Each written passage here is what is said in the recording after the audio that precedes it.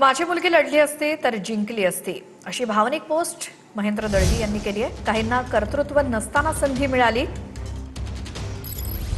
तटकरेंच्या कुटुंबाला प्रत्येक वेळी संधी का, विचार व्हावा, अशी पोस्ट महेंद्र दळवी यांची।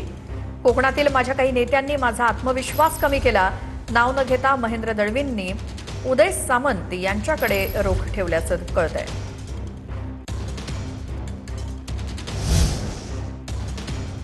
किंवा यांचा खूप उपद्रव झालेला होता आणि आज देखील माझी म्हणणं असं आहे की त्यांच्याच घरात काय इतरांना का नाही आहे, ते संधी काही देत नाही आहेत। म्हणून काही विरोधक पण त्यांच्यावर टीका करतात की आता कामवाले पण त्यांच्या घरातले उद्या उमेदवार होऊ शकतात, पण याचा कुठेतरी अंत होणं काळाची गरज आहे आणि ती आत्ता वेळ परफेक्ट होती। पण दुर्दैव आहे की महायुती धर्म आम्हाला एक पाऊल पुढे टाकलं पाहिजे। कोकणाची सेवा मी करत राहीन।